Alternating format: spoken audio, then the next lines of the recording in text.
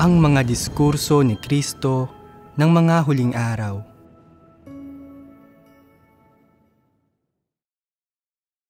Mga salita sa pagkilala sa sarili.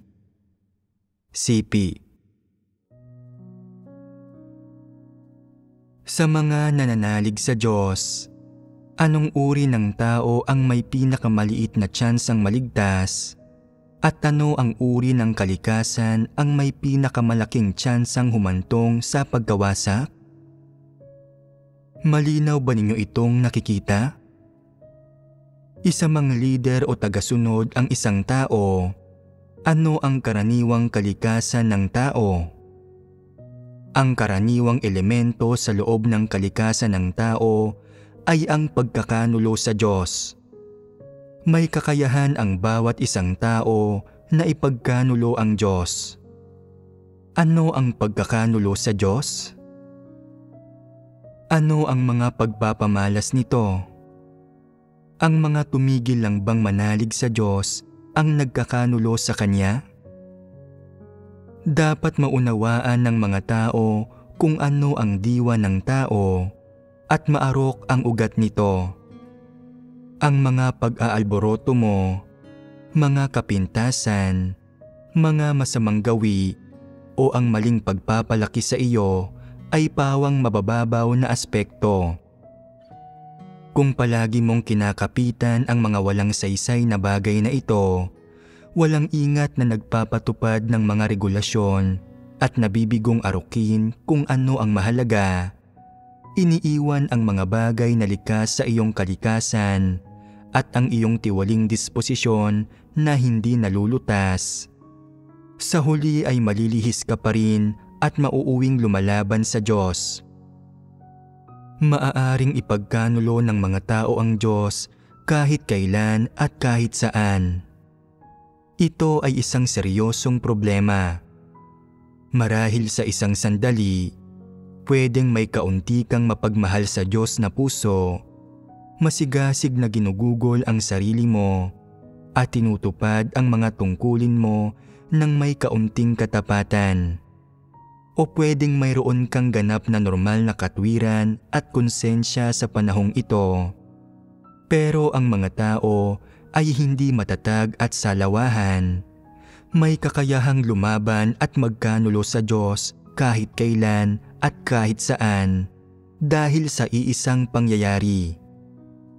Halimbawa, pwedeng ang isang tao ay nagtataglay ng ganap na normal na katwiran, may gawain ng banal na espiritu, praktikal na karanasan, isang pasanin, at katapatan sa pagganap sa kanyang tungkulin. Pero kung kailan partikular na malakas ang kanyang pananampalataya, pinatalsik ng sambahayan ng Diyos ang isang antikristo na sinasamba niya at nagsimula siyang magkaroon ng mga kuro-kuro. Agad siyang naging negatibo, nawala ang sigasig sa kanyang gawain, pabasta-bastang tinutupad ang tungkulin niya, hindi na gustong manalangin at nagrereklamo. Bakit pa magdarasal? Kung ang isang taong ganyan kabuti ay pwedeng mapatalsik, sino ang maliligtas? Hindi dapat ganito ang pagtrato ng Diyos sa mga tao. Ano ang kalikasan ng mga salita niya? Isang insidente lang na hindi umaayon sa mga pagnanais niya at hinusgahan na niya ang Diyos. Hindi ba't pagpapamalas ito ng pagkakanulo sa Diyos? Maaaring lumihis ang mga tao sa Diyos kahit kailan at kahit saan. Sa pagdanas nila ng ilang sitwasyon, maaaring bumuo sila ng mga kuro-kuro at husgahan at kondenahin ang Diyos. Hindi ba't pagpapamalas ito ng pagkakanulo sa Diyos? Malaking bagay ito. Pwedeng iniisip mo ngayon na wala kang anumang kuro-kuro tungkol sa Diyos at kaya mong magpasakop sa Kanya. Pero kung may gagawin kang mali at bigla kang haharap sa matinding pagpupungos, magagawa mo pa rin bang magpasakop? Hahanapin mo ba ang katotohanan para sa isang resolusyon? Kung hindi mo kayang magpasakop o maghanap ng katotohanan para lutasin ang problema ng iyong pagre-rebelde, may tsansa pa ring pwede mong ipagkanulo ang Diyos. Maaaring hindi mo aktwal na sinabing, "Hindi na ako nananalig sa Diyos." Pero ipinagkanulo na siya ng puso mo sa sandaling iyon. Dapat malinaw mong makita kung ano talaga ang kalikasan ng tao. Ang diwa ba ng kalikasang ito ay pagkakanulo? Napakakaunti lang ng malinaw na nakakakita ng kalikasang diwa ng tao. Siyempre, may ilang taong may kaunting konsensya at kahit papaano ay may mabuting pagkatao, habang ang iba ay walang pagkatao. Pero mabuti man o masama ang pagkatao ng isang tao, o mabuti man o mahina ang kaniyang kakayahan, ang pagkakapareho ay kaya nilang lahat na ipagkanulo ang Diyos. Ang kalikasan ng tao ay talagang ang pagkakanulo sa Diyos. Dati inisip ninyo, dahil ang Diyos ay ipinagkanulo ng mga taong ginawang tiwali ni Satanas sa kalikasan, wala akong magagawa tungkol dito kundi unti-unting magbago. Ganito pa rin ba kayo mag-isip ngayon? Kaya sabihin ninyo sa akin, pwede bang ipagkanulo ng isang tao ang Diyos nang hindi nagagawang tiwali? Pwede pa ring ipagkanulo ng mga tao ang Diyos nang hindi nagagawang tiwali.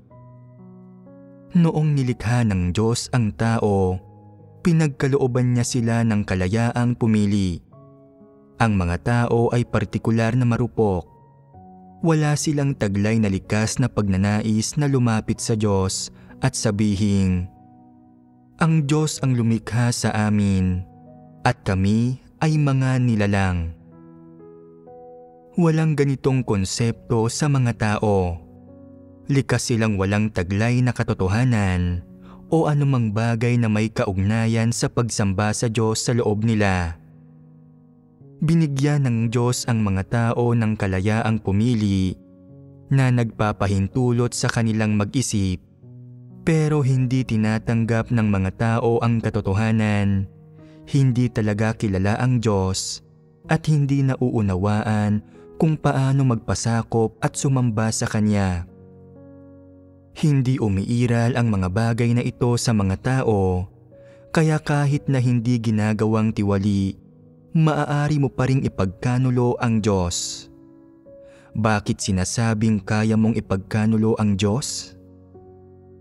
Kapag dumarating si Satanas para tuksohin ka, sinusunod mo si Satanas at ipinagkakanulo mo ang Diyos. Nilikha ka ng Diyos pero hindi mo siya sinusunod. Sa halip ay sinusunod si Satanas. Hindi ba't ginagawa ka nitong isang traidor? Ang isang traidor sa pakahulugan ay isang taong nagkakanulo. Nauunawaan mo ba ng lubos ang diwa nito? Sa makatuwid, maaaring ipagkanulo ng mga tao ang Diyos kahit kailan at kahit saan. Hindi na lamang ipagkakanulo ng mga tao ang Diyos kapag sila ay ganap na nananahan sa kaharian ng Diyos at sa Kanyang liwanag, kapag nawasak na ang lahat ng kay Satanas, at kapag wala ng anumang bagay na makakatukso o makakaakit sa kanila sa kasalanan. Kung mayroon pa ring bagay na nakakaakit sa mga tao para magkasala, magagawa pa rin nilang ipagkanulo ang Diyos. Ang mga tao, sa makatuwid, ay mga bagay na walang halaga. Pwedeng iniisip mo na dahil lang kaya mong maglabas ng ilang salita at doktrina na nauunawaan mo ang ilang katotohanan at hindi mo na ipagkakanulo ang Diyos, na kahit papaano ay dapat kang isaalang-alang. kung hindi bilang ginto o pilak, bilang tanso o bakal, na mas mahalaga kaysa sa mga gawa sa luwad, pero masyadong mataas ang tingin mo sa sarili mo. Alam mo ba kung ano talaga ang mga tao? Maaaring ipagkanulo ng mga tao ang Diyos kahit kailan at kahit saan. Wala silang halaga kahit isang sentimo. Gaya ng sinabi ng Diyos. Ang mga tao ay mga hayop, mga walang kwentang sawing palad. Pero sa puso nila, hindi ganito mag-isip ang mga tao. Iniisip nila, sa palagay ko, ay hindi ako isang walang kwentang sawing palad. Bakit hindi ko makita ng malinaw ang usaping ito? Paanong hindi ko ito naranasan? Tunay ang pananalig ko sa Diyos. May pananampalataya ako, kaya hindi ko kayang ipagkanulo ang Diyos. Ang mga salita ng Diyos ay katotohanan lahat, pero hindi ko lang maunawaan ang pariralang. Maaaring ipagkanulo ng mga tao ang Diyos kahit kailan at kahit saan. Nakita ko na ang pagmamahal ng Diyos. Hindi ko siya kailanman kayang ipagkanulo kahit kailan. Ito ang talagang iniisip ng mga tao sa puso nila, pero ang mga salita ng Diyos ay mga katunayan. Hindi binigkas ang mga ito mula sa kung saan. Bawat bagay ay ginawang maliwanag sa inyo. Kinukumbinsi kayo ng buong puso. Sa ganitong paraan lamang ninyo makikilala ang inyong katiwalian at malulutas ang problema ng pagkakanulo. Sa kaharian, wala nang pagkakanulo. Kapag namumuhay ang mga tao sa ilalim ng kapamahalaan ng Diyos at hindi sa ilalim ng kontrol ni Satanas, sila ay tunay na malaya. Sa panahong iyon, hindi na kailangang mag-alala tungkol sa pagkakanulo sa Diyos. Ang ganitong alalahanin ay hindi na kailangan. Ito ay kalabisan. Sa hinaharap, maaaring ideklara na wala ng anumang bagay sa inyo ang magkakanulo sa Diyos. Pero ngayon, hindi ito ang kaso. Dahil may mga tiwaling disposisyon ang mga tao, kaya nilang ipagkanulo ang Diyos anumang oras. Hindi ito na ang presensya ng mga partikular na pangyayari ay humahantong sa pagkakanulo, at kung walang mga partikular na pangyayari o pamimilit, hindi mo ipagkakanulo ang Diyos. Kahit na walang pamimilit, maaari mo pa rin siyang ipagkanulo. Ito ay isang problema ng tiwaling diwa ng tao, isang problema ng kalikasan ng tao. Kahit na wala kang iniisip o ginagawang anuman ngayon, ang realidad ng iyong kalikasan ay tunay na umiiral at hindi mapupuksa ng sinuman. Dahil may kalikasan ka ng pagkakanulo sa Diyos sa loob mo, wala siya sa puso mo. Sa kaibuturan ng puso mo, walang anumang lugar para sa Diyos at walang presensya ng katotohanan. Kaya, maaari mong ipagkanulo ang Diyos kahit kailan at kahit saan. Iba ang mga anghel. Kahit wala silang disposisyon o diwa ng Diyos, nagagawa pa rin nilang ganap na magpasakop sa Diyos dahil sila ay nilikha niya, partikular para sa paglilingkod sa Kanya, para tuparin ang mga utos niya sa lahat ng lugar. Sila ay nabibilang ng buong buo sa Diyos. Pagdating sa mga tao, nilayo ng Diyos para sa kanila na mabuhay sa mundo, hindi sila pinagkakalooban ng kakayahang sambahin siya. Kaya, kayang ipagkanulo at labanan ng mga tao ang Diyos. Pinapatunayan nito na ang mga tao ay maaaring magamit at kalabanin ng sinuman. Wala silang anumang sarili nilang kataas-taasang kapangyarihan. Ang mga tao ay mga ganitong nilalang, sadyang walang dignidad at walang halaga. Isinisiwalat ng Diyos ang kalikasang nagkakanulo ng tao para magkaroon ng tunay na pangunawa ang mga tao tungkol sa usaping ito at sa mga sarili nila. Ang mga tao ay pwedeng magsimulang magbago at sumubok na humanap ng mga landas ng pagsasagawa mula sa aspektong ito.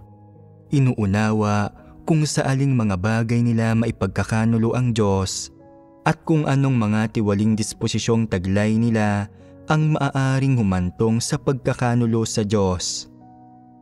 Kapag umabot ka na sa punto kung saan hindi ka nagre-rebelde laban sa Diyos sa maraming aspekto at hindi mo siya ipinagkakanulo sa karamihang aspekto, kapag umabot ka sa dulo ng paglalakbay mo sa buhay, sa sandaling natapos na ang gawain ng Diyos, hindi mo na kakailanganing mag-alala kung ipagkakanulo mo ang Diyos sa hinaharap.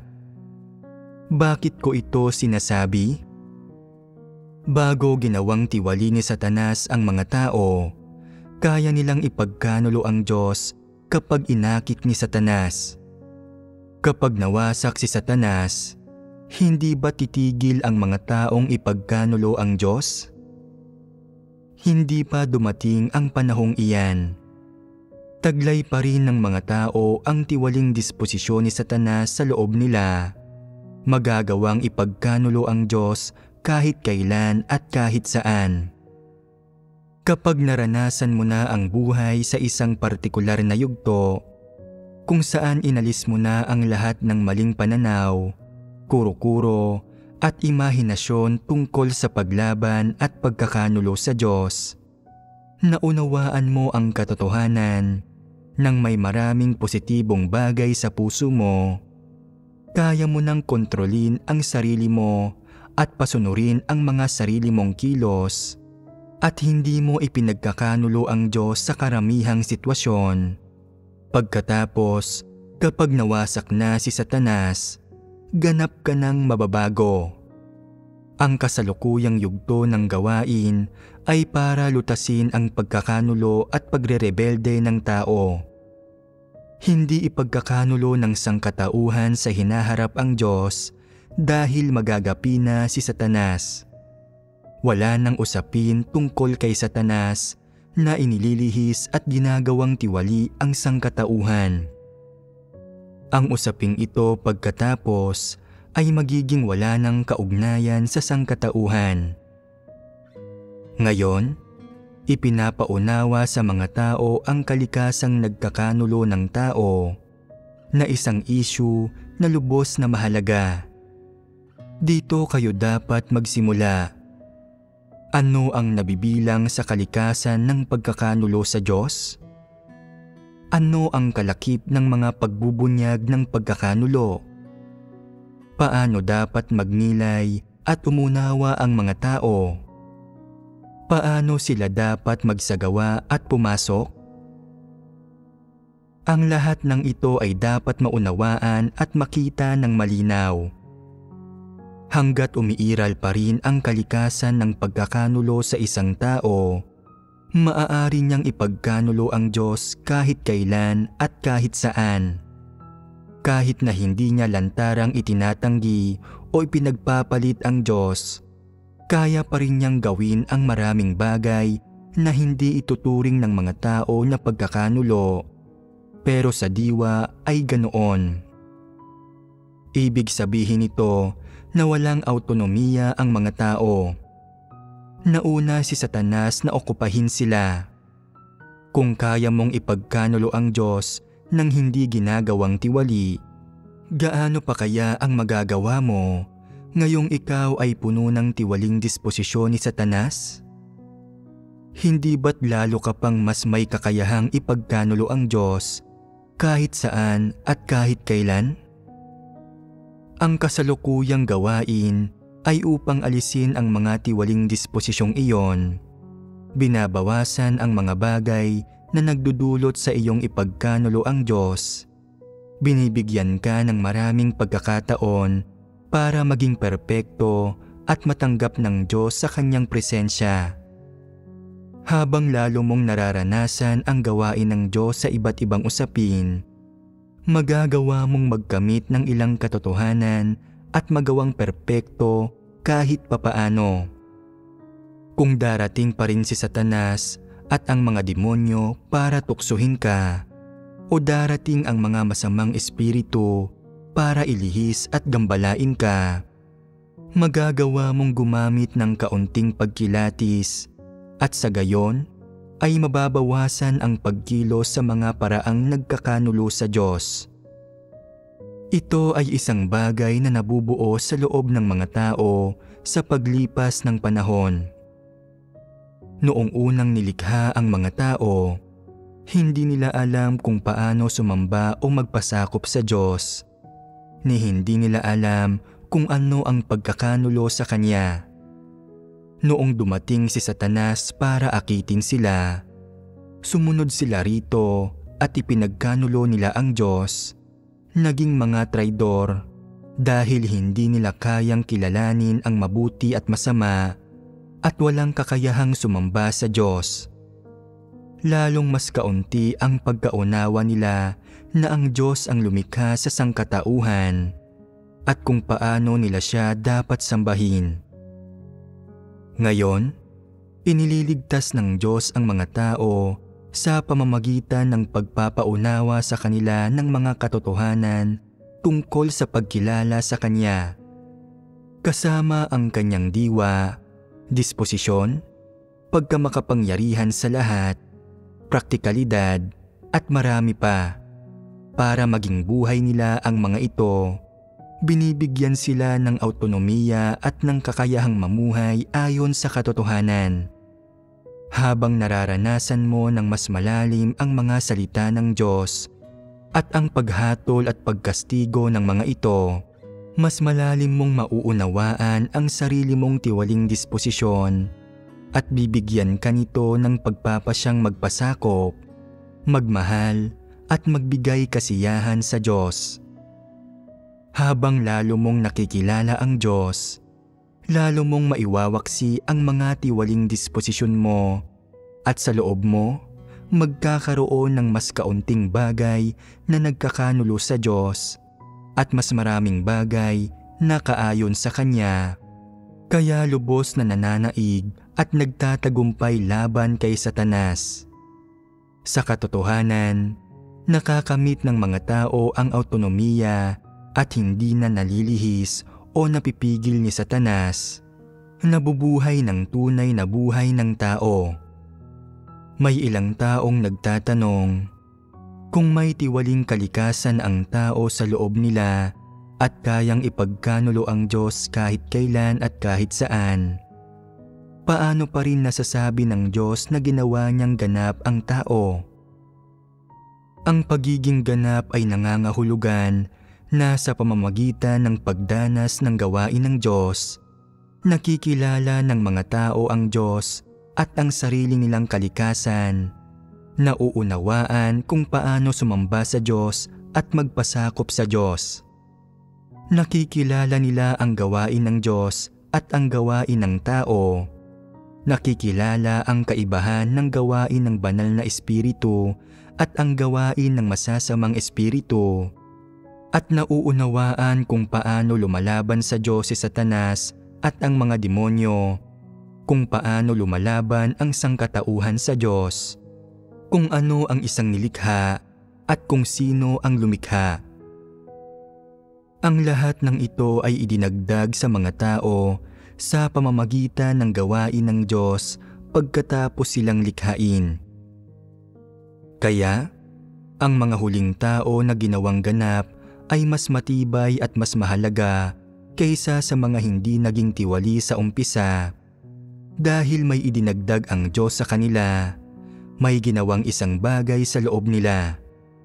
Kaya, ang mga huling tao na ginawang ganap ay mas maraming taglay na autonomiya kaysa sa taglay ni Adan at Eva. May mas mabuting pagkaunawa ng katotohanan tungkol sa pagsamba at pagpapasakop sa Diyos at kung paano sila dapat kumilos. Hindi alam nina Adan at Eva ang mga bagay na ito. Noong tinukso ng ahas, kinain nila ang prutas mula sa puno ng kaalaman ng mabuti at masama, at pagkatapos napagtanto nila ang kanilang kahihiyan, pero hindi pa rin alam kung paano sumamba sa Diyos. Mula noon, lalong tumindi ang katiwalian ng sangkatauhan hanggang ngayon. Ito ay isang usaping lubos na malalim. Walang kayang makaunawa nito ng malinaw. Dahil sa mga likas na katangian ng laman ng tao, maaaring ipagkanulo ng mga tao ang Diyos kahit kailan at kahit saan. Pero sa huli, gagawing ganap ng Diyos ang tao at dadalhin niya sila sa susunod na kapanahunan. Ito ay isang bagay na mahirap unawain para sa mga tao. Maaari lang itong dahan-dahang maranasan. Sa sandaling maunawaan ang katotohanan, natural itong magiging malinaw. Bakit kinakailangan ng mga taong makilala ang Diyos? Ito ay dahil kung hindi nila kilala ang Diyos, lalabanan siya ng mga tao. Kung may isang taong hindi nakakaunawa ng katotohanan, malamang na mailihis at magamit siya ni Satanas at ng masasamang espiritu. Hindi niya magagawang makatakas sa impluwensya ni Satanas, kaya nabibigong makamit ang kaligtasan. Pero kung nauunawaan ng isang tao ang katotohanan, magkakaroon siya ng tunay na kaalaman tungkol sa Diyos, magagawang tunay na magpasakop sa Kanya, magpatotoo sa Kanya, at makamit niya. Ang ganitong tao ay hindi maililihis o masasamantala ni Satanas kahit na gustuhin pa nito. Ito ang ibig sabihin ng maging ganap na malaya sa impluwensya ni Satanas at ang makamit ang kaligtasan, at ito ang kahalagahan ng hinihingi ng Diyos na makilala siya ng mga tao. Kung kilala mo ang Diyos, maaari kanyang maligtas. Kung hindi mo kilala ang Diyos, hindi mo makakamit ang kaligtasan. Kung may isang taong hindi nakakaunawa sa mga layunin ng Diyos at hindi talaga naghahangad ng katotohanan, sa halip ay nabubuhay sa kanyang satanikong disposisyon at hindi nagsasagawa ng katotohanan kahit na nauunawaan niya ang ilan sa mga ito, sinasadya pa ring magkasala, siya ay talagang hindi na matutubos. Nasa aling kalagayan kayo ngayon? Hanggat may kaunti pa kayong pag-asa ngayon, naaalala man ng Diyos o hindi ang mga pagsalangsang ninyo sa nakaraan, anong kaisipan ang dapat ninyong panatilihin? Dapat akong maghangad ng pagbabago sa aking disposisyon, maghangad ng kaalaman tungkol sa Diyos na hindi na muling maloko ni Satanas at hindi na muling gumawa ng anumang bagay na magdadala ng kahihiyan sa pangalan ng Diyos. Ang mga tao ngayon ay ginawang tiwali ng napakalalim at walang anumang halaga. Anong mga pangunahing larangan ang nagtatakda kung sila ay maaaring maligtas at kung sila ay mayroong anumang pag-asa?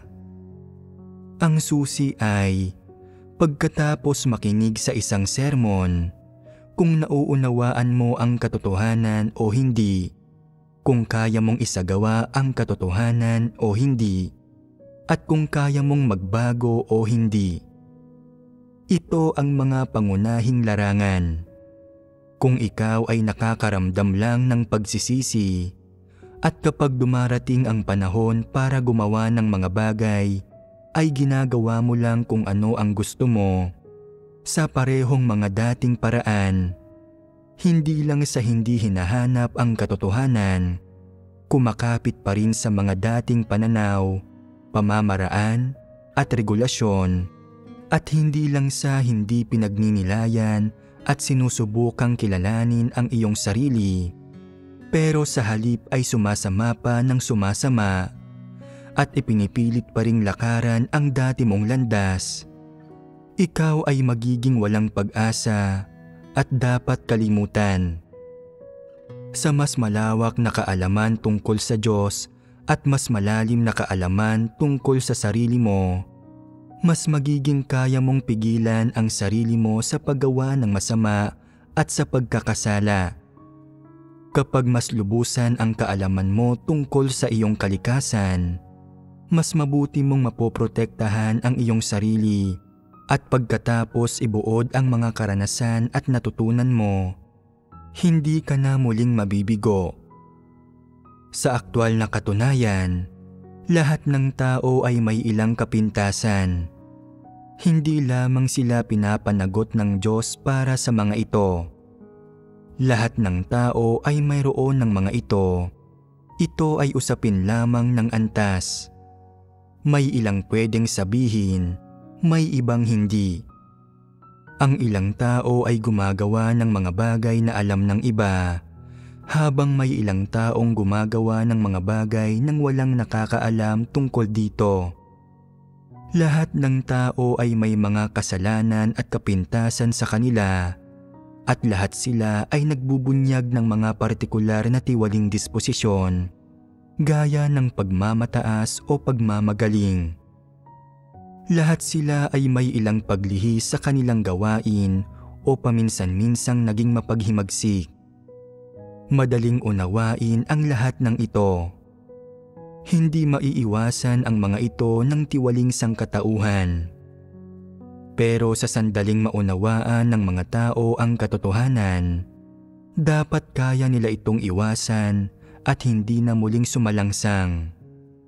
Hindi na sila kailangan pang maligalig ng mga nakaraang pagsalangsang. Ang susi ay kung nagsisisi ang mga tao, kung sila ay tunay na nagbago. Ang mga taong nagsisisi at nagbabago ay ang mga taong ligtas, habang ang mga nananatiling hindi nagsisisi at hindi nagbabago sa kabuuan ay dapat itiwalag.